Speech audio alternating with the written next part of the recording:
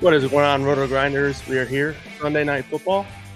Steelers and Jets should be a good one. We have some new faces here in this one. So looking forward to that. Joined by Tim, who's been in the streets with me on some college football stuff this past weekend and past few weeks. So it's been grinding football left and right. So Tim, how you doing? Yeah, I'm doing well, Kyle. Yeah, it's been a lot of fun working with you on some college football stuff. Today, personally, on the main slate, was a disaster for me.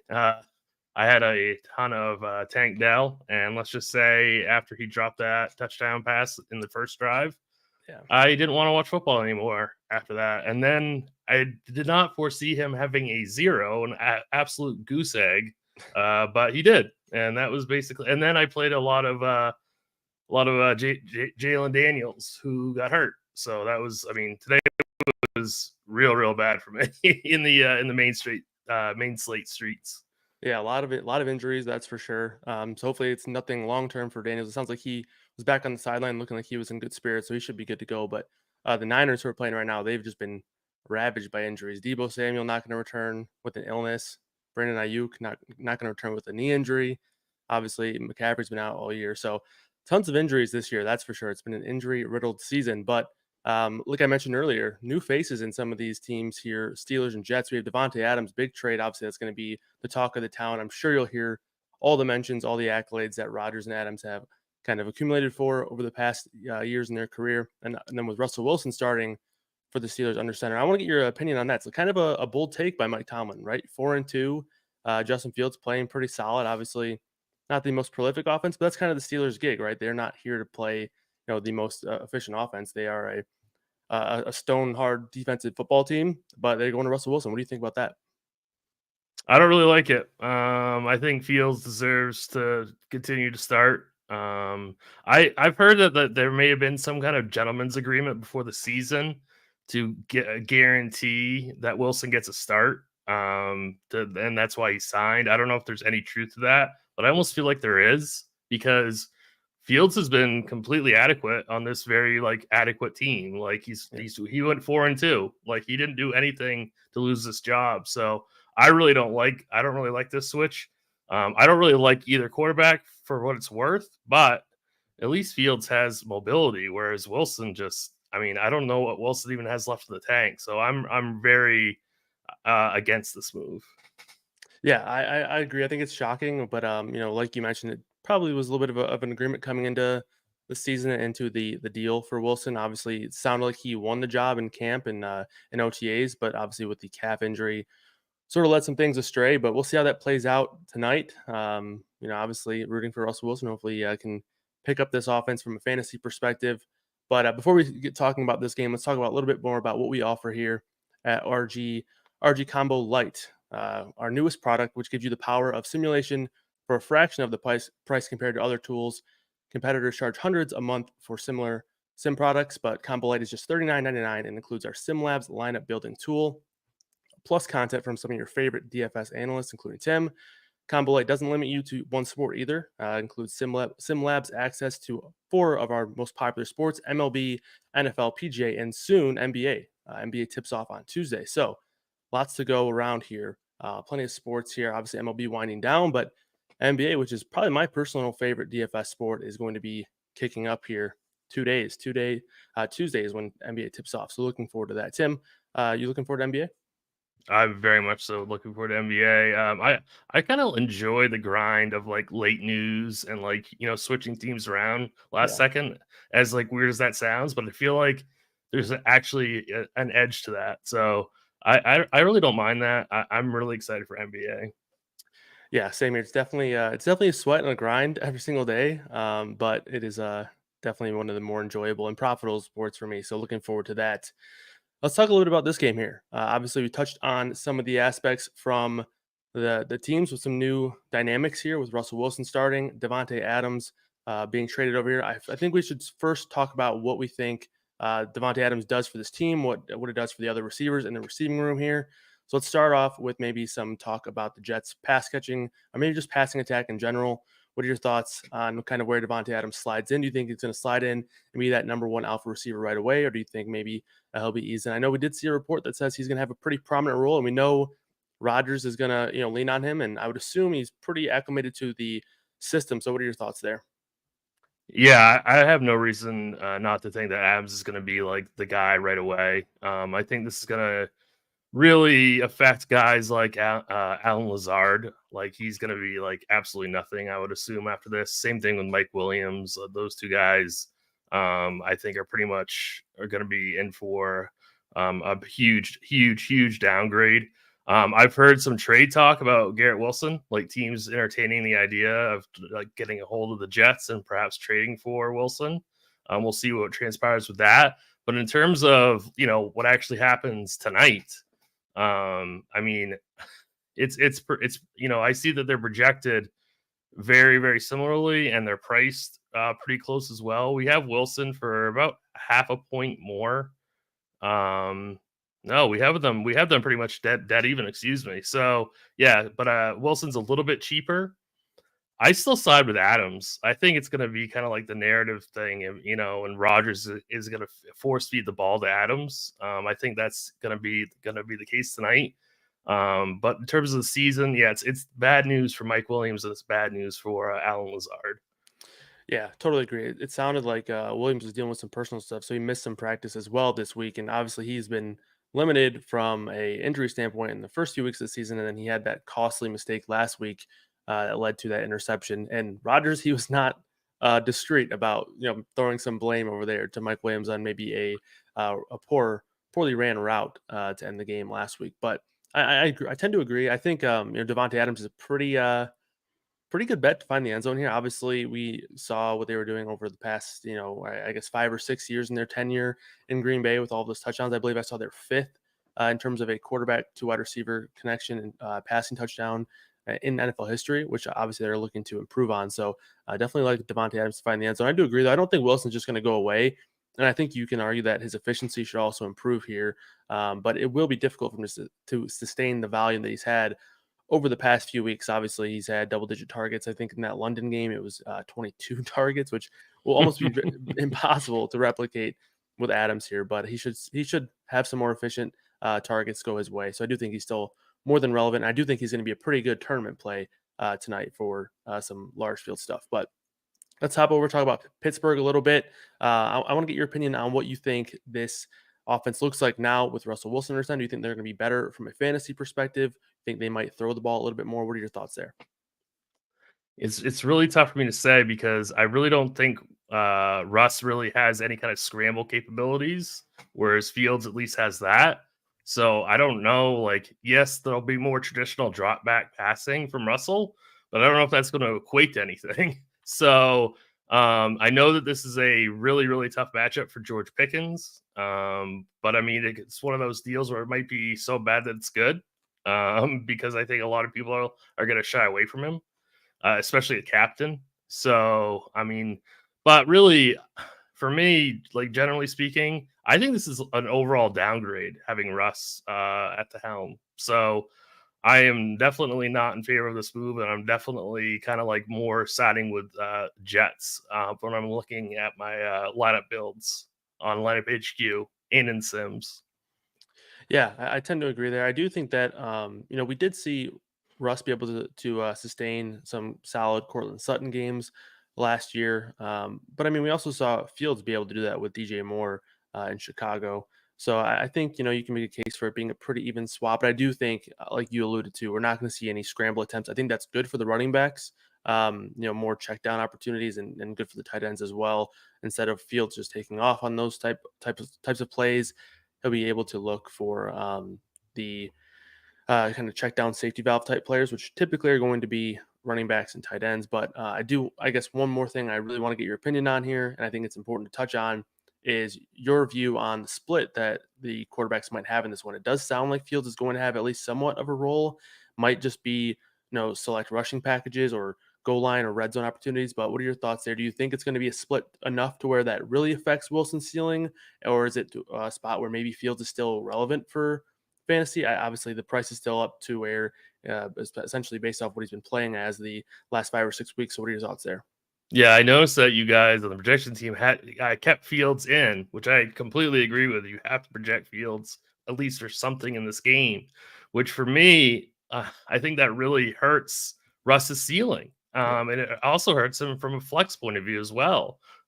So because I do think Fields gets a couple of plays, and they could end up being like, red zone type plays. So um, I don't really know exactly like how many plays I would say I could project him for. I don't think anybody can, but it would not shock me to see him play, let's say, so let's say 6 plays, and they could be like high leverage plays. So, yeah, I mean, I completely with you guys agree with you guys to keep him in the projections, and I do think he gets some work. Yeah, definitely. So basically, in the projections, we have him as getting a very modest, I guess you would call it, rushing share. But I do think the key is where those rushing attempts are going to take place. I think a lot of them will be in the short yardage situations, but where they'd be kind of more valuable for fantasy is if they happen down by the goal line, which I do think could be pretty likely here. So I do imagine that they had set packages in play in the preseason and in training camp OTAs to where it's not like a foreign concept where they're just picking that up. I do think that having this sort of split was probably going to be part of their plan at some point in the regular season before Fields was the starter for the first month or so. So I think that'll be something that's pretty common here. But what are your Do you think there's any chance if Russ struggles in the first half he gets pulled? yeah, I mean, I definitely don't think it's a 0% chance, especially if it's like if he's struggling really, really significantly. But I do think the leash is going to be somewhat Yeah, significant just because I feel like the move is already drastic enough to where right. they're going from they're changing quarterbacks at 4 and 2, which is very uncommon. So I think the leash will be somewhat significant, and I don't think Russ is like completely washed either. There's definitely worse quarterbacks in the NFL still. We saw a few of them today, Yes, that's especially when you definitely. see Tim Boyle trotting out there. Obviously, it's an extensive injury list to get him into the game, but there's guys who have jobs that are definitely not as good as Russell Wilson still, but. Yeah. Yeah, let's talk about these running backs here on both sides. Obviously, the passing attacks are a key point because of the new additions and the new dynamics to the teams. But let's talk about the running backs here on the Pittsburgh side first. Obviously, Jalen Warren looks healthy again, but sounds like Najee Harris is still just going to be the more prominent back. So, how are you feeling about the Steelers running backs?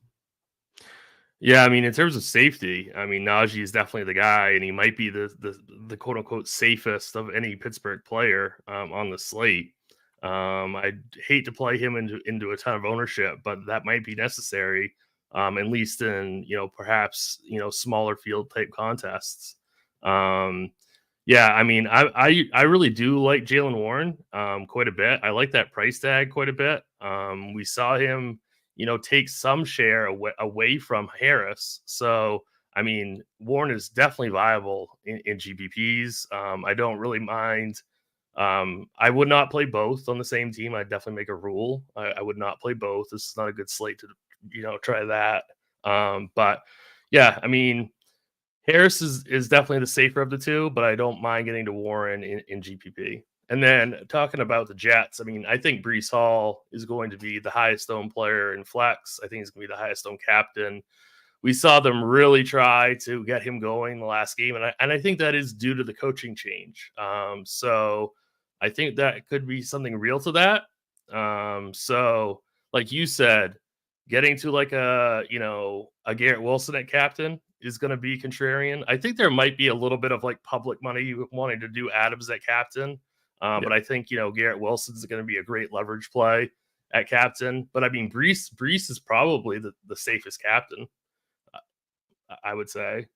Yeah, I definitely agree. Especially, looking at where we have them projected, Brees clears everybody by over 3 points, no matter the position. So I would agree there. I will say, in terms of when you're like projecting out ownership, I do think that obviously our model is going to factor in more so how we're projecting these guys, and we're obviously higher on Brees Hall than Devontae Adams. So therefore, it's going to soak up a lot of the ownership there. But I do think that at least logically, I would assume that people are more likely to chase that narrative than what a model would kind of assume and calculate there. So I wouldn't be surprised if we see Adams a little bit more popular than where a lot of these models are projecting.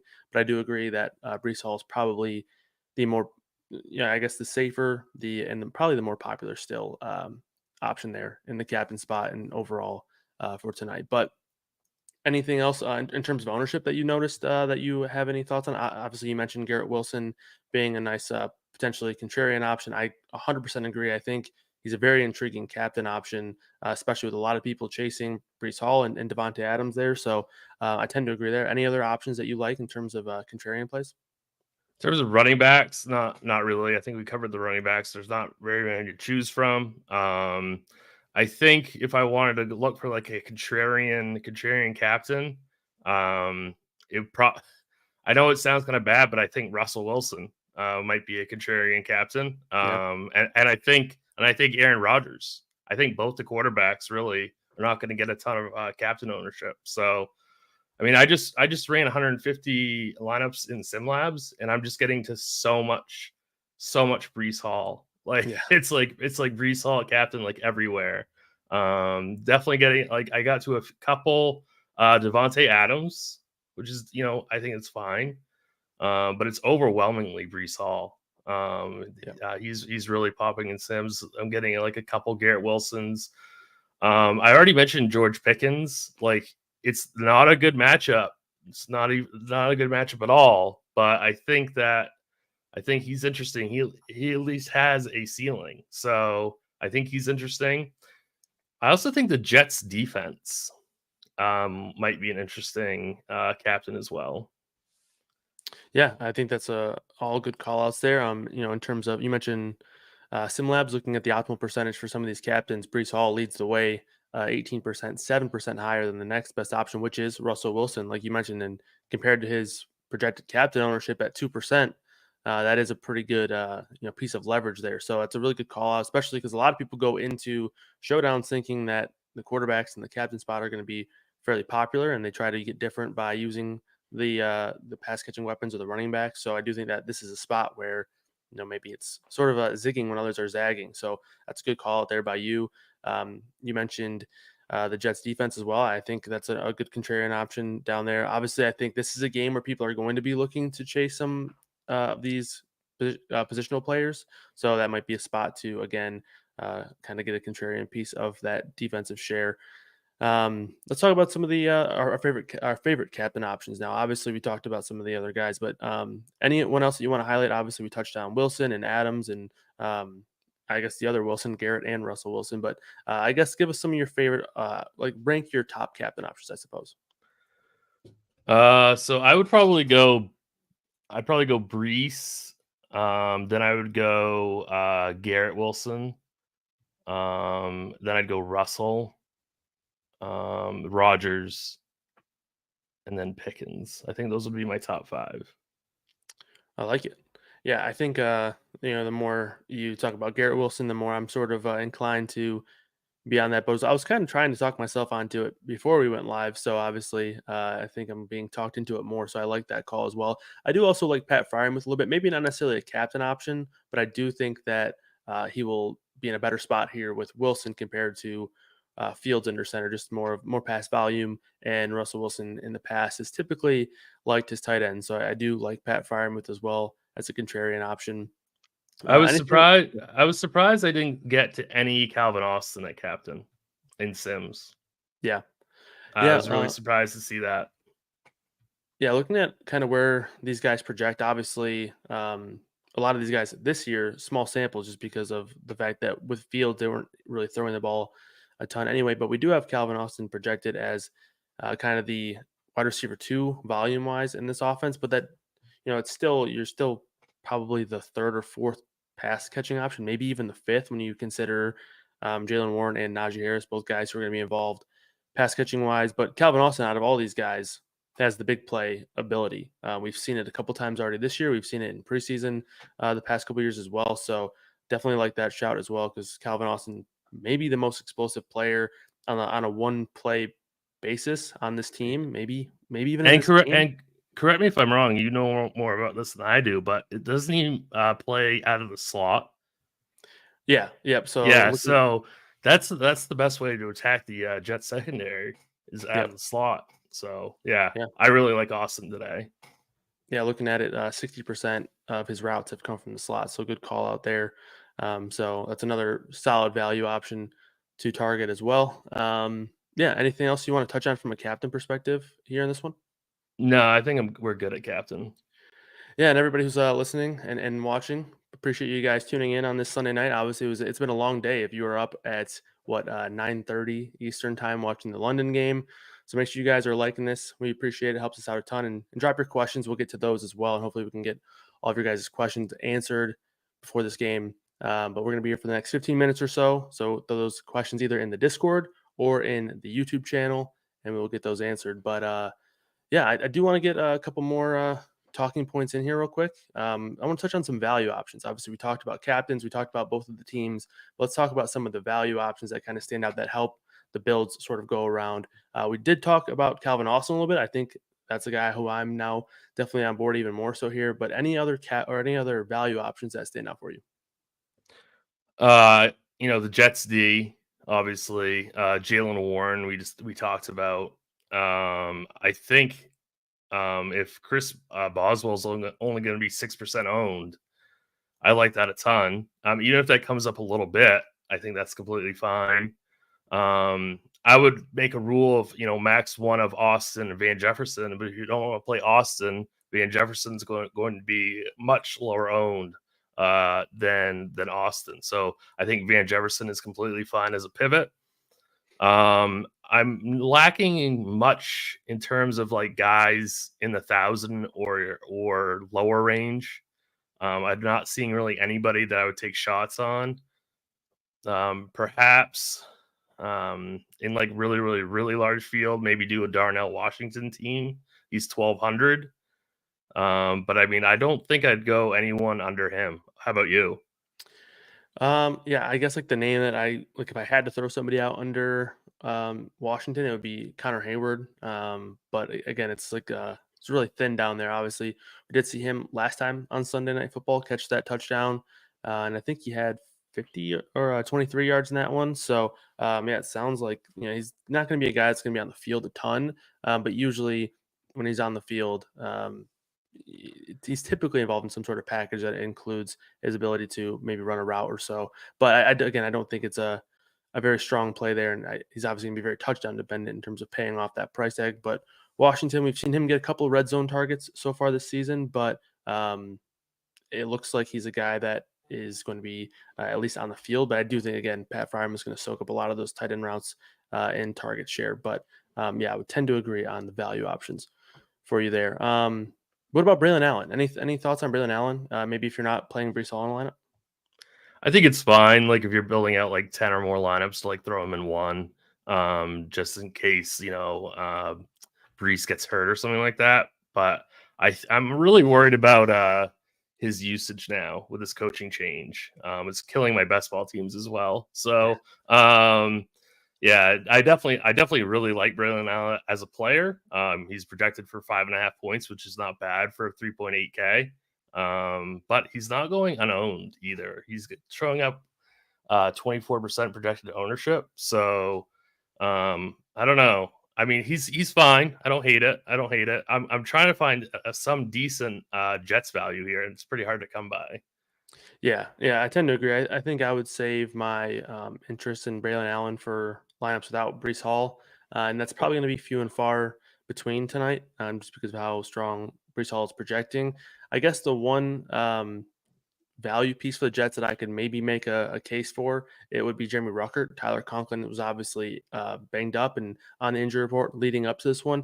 No reports that he's going to be limited or anything like that, but you never know. Maybe something leads Ruckert to maybe having more value in this offense, but obviously it's going to be a stretch. But hey, that's what showdowns are for, right? Sometimes you're throwing darts and hoping that Yep. comes to fruition, but over the last few weeks, Ruckert's been about 7 or 8% target share.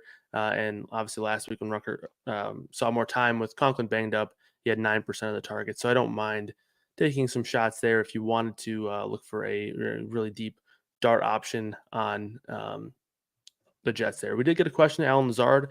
Obviously, you touched on him a little bit, but maybe we should talk about him a little bit more considering a lot of new dynamics to this team. Lazard had a big role over the last 3 weeks, 20% target share in that time frame. But obviously, Devontae Adams joining the fold. Garrett Wilson obviously still going to be getting a lot of attention. We did just see a sideline reporter talking about him being excited with Garrett Wilson being able to play out of the slot now. So that could really leave Lazard back on the outside, which I think essentially hurts him. Obviously, you mentioned being pretty low on him, but what are your thoughts on Lazard now? Yeah, I mean, I'm definitely bearish on Lazard going forward, especially at this price tag. I mean, you get no discount on him, Yep. and if they're only going to play two wide receivers, in that personnel, it's going to be, going to be Adams and Wilson. So that's going to leave Lazard on the sidelines. So I don't really like Lazard in this spot. If he becomes cheaper in other slates, that's fine. But at this price, I'm not. He's going to need more than a touchdown at this price. So Yep. I'm not for him on this slate. Yeah, totally agree. And I would be pretty excited to see Wilson again. The volume will be lower, but the efficiency in the slot I think will be higher. So again, I think you can play Adams and Wilson both. Obviously, the price is high. Probably not in Brees Hall lineups, but I still think both of these guys are firmly in play. And I do think that Devontae Adams is going to be skewed heavily in terms of the way the public is viewing him. Um, Looking at some other questions here. Thoughts on the difference between Pickens and Najee Harris? Any takes there? Who you prefer? Najee's safer, but I think Pickens has the higher ceiling. So it's all about your own risk tolerance. Najee is definitely a safer play. Yeah. Yep. We totally agree. Sounds like we have 800 plus people in here. So make sure you guys are liking the video. Helps us out a ton. Like the stream and drop your questions. We'll be here for the next 10 minutes or so. So throw those questions in there and we will get those answered. Next question, Adams and Jets D or Garrett Wilson and a kicker. He doesn't specify the kicker, so maybe it's not overly important, but what are your thoughts there? Yeah, so I think that's a really tough one. That's a really tough one. I think I'd side Wilson kicker, but they're both good. Yeah, I would agree. I think I would give the slight edge to Adams if the rest of your lineup is fairly contrarian, but I do think Wilson will be at least somewhat of an ownership discount. So that's a fine tiebreaker as well. Just to say, okay, it's a pretty even side. Wilson's probably going to be lower owned than Devontae Adams, so I think that's a good tiebreaker. Sounds like somebody's saying the Raiders and Rams are down to the wire. That's interesting. When I last I looked, it looks like the Rams are blowing away from that game. But yeah, looks like they brought it back, so that'll be interesting. But Don Easy asks, which kicker do you prefer? Any takes there? Greg Zerline had some struggles last week, but he's still with the squad. I mean, I'm seeing a noticeable ownership gap between Zerline and Boswell, so I'm leaning towards Chris Boswell. Yeah, that's actually fairly interesting, just in terms of when you look at their recent performance. Obviously, Boswell. I tend to feel like kickers and defenses specifically get more attention in terms of ownership when they have a recent game on national television. And Boswell did not. He had a big game last week. Zerline was on Monday Night Football, and he I think he shanked 2 kicks, and they were bad too. Like Yeah. obviously, so that would be interesting. But yeah, Boswell had the big game last time out, and I still think this Pittsburgh offense will be capable and able to move the ball. So I would agree. I would also side with Boswell there. But looking to see if we have any other questions there. But yeah, we do have a 2-game slate tomorrow as well. So make sure you guys are tuning back in for all the content here. I tend to be I'm a pretty big fan of the 2-game Mondays. I know there's some mixed emotions, mixed reactions to them, but I kind of like them. It gives you obviously more football on Monday, but if one game is particularly bad, you can just flip over to the other one. But both Harbaugh brothers are on the slate Oh tomorrow. yeah, that's So right.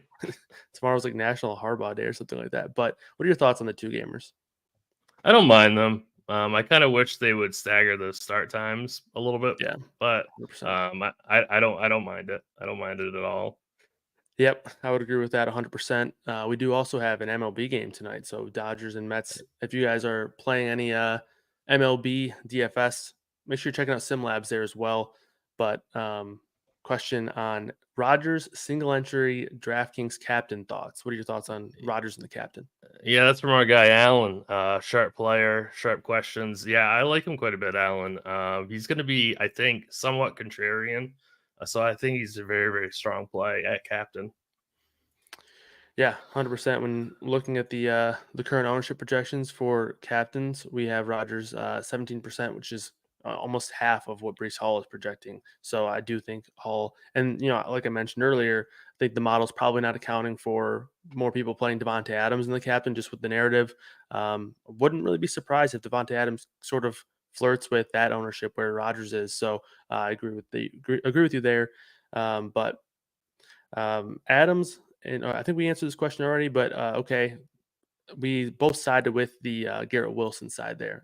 We kind of mentioned it's sort of a tie, but I don't mind taking the ownership discount there with Wilson compared to Devontae Adams. But Yep. Joel also asked fave defense or kicker. So 4 options: Jets, Steelers, Zerline, Boswell. Who you going with? It would be Jets first, and then Boswell, then Zerline, then Steelers for me. Yeah, I think I agree with that 100%. I do think the Jets defense does have some upside. Obviously, Russell Wilson's been known to turn the ball over a few times over the course of his career, more famously at the 1 yard line in the Super Bowl. But nonetheless, I do think that's a pretty solid option there. FanDuel GPP favorite MVP on the large field, or your favorite low owned flex as well. From Carolina Yeah, guy. that's for a Carolina guy there. Yeah, so I think anyone that's not Brees Hall or Aaron Rodgers, if you want to play at MVP, is going to be contrarian. But my favorite MVP is still Hall for the for that. And then contrarian flex. He also wanted to know a Yeah. question about contrarian flex option on FanDuel. I think Pat Fryermuth might be interesting at 9,500. I think he's going to get squeezed pretty hard. And I think, I mean, even Calvin Austin at 7,500, he's not getting a ton of ownership, a lot less than I would have thought. So if you trust that ownership, go with Austin. Yeah, I like both those calls. I'm very high on Firemouth tonight, so I'm with you there. And then in terms of the FanDuel tournament MVP, looks like the obviously no surprise with the ownership being a little bit more skewed towards the running backs. Hall looks awfully popular there. Garrett Wilson's going to be very contrarian in the MVP on FanDuel, I would guess. So I think if you're playing large field, I also like the Garrett Wilson call. But again, yeah, any questions here, last minute or two, throw those in the chat either on Discord or in the YouTube, and we'll get those answered. But if not, we appreciate you guys tuning in. I do want to get a fun touchdown call from you tonight. So none of the chalk guys. Give me a fun name to find the end zone. Fun name to find the end zone. All right. I'm gonna go with Jeremy Ruckert. Okay, I like it. I like it. I'm also going to go with the tight end, which I tend to lean on these tight ends in these showdown slates in terms of the fun touchdown calls. But I'm gonna go with Pat Fryermuth. Like I mentioned, I do think Russell Wilson's gonna look for him a little bit more. Okay, wants to know why we like Wilson more than Adams. For me, I think it's more so just the ownership and the game Yep. theory side of things.